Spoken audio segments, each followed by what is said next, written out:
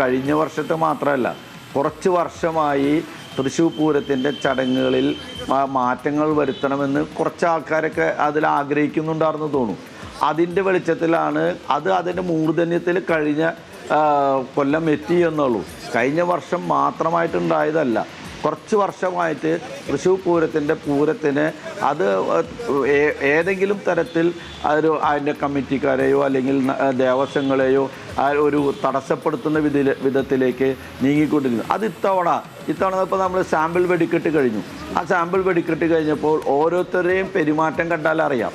അതായത് പോലീസ് വിഭാഗത്തിൻ്റെയും അതേപോലെ റവന്യൂ വിഭാഗത്തിൻ്റെയും കേരള ഗവൺമെൻറ്റിൻ്റെയും അതേപോലെ ജനങ്ങളുടെയും ആ അപ്രോച്ചിൽ വളരെയധികം വ്യത്യാസം വന്നിട്ടുണ്ട്. ഇത് നമ്മുടെ പൂരമാണ്, ഇതിലെല്ലാ ആൾക്കാരും സഹകരിക്കണം, ആ സഹകരണമാണ് പൂരം വിജയമാക്കാൻ സാധിക്കുള്ളൂ എന്ന് ഓരോരുത്തർക്കും ബോധ്യം വന്നിട്ടുണ്ട്.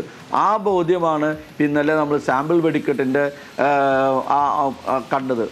ധാരാളം ജനങ്ങൾ വന്നിട്ടും ഒരാൾക്കും ഒരസ്വാരസ്യങ്ങളില്ലാതെ വളരെ ഭംഗിയായി ഇത് ചരിത്രത്തിൽ ഇടം തേടുന്നത് വിധത്തിലേക്ക് വെടിക്കെട്ട് വളരെ ഗംഭീരമായി സാമ്പിൾ വെടിക്കെട്ട് അവസാനിപ്പിച്ചു. ഇനിയിപ്പോൾ ഇന്ന് നെയ്തലക്കാവ് ഭഗവതി ക്ഷേത്രത്തിൽ നിന്നും ഇറങ്ങുന്ന ദൃശ്യം ഞാൻ കാണുന്നുണ്ട്. അത് ഏറ്റവും പ്രൗഢമായിട്ട് തന്നെയാണ്. അതിൻ്റെ കൂടെ മന്ത്രി രാജനും അതേപോലെ ബിന്ദു മന്ത്രിയും എല്ലാവരും കാണുന്നുണ്ട്. അതപ്പോൾ ജനപ്രതിനിധികളെല്ലാം ഇത് ഏറ്റെടുത്തിട്ടുണ്ട്, ജനങ്ങൾ ഒപ്പം നിൽക്കുന്നുണ്ട്.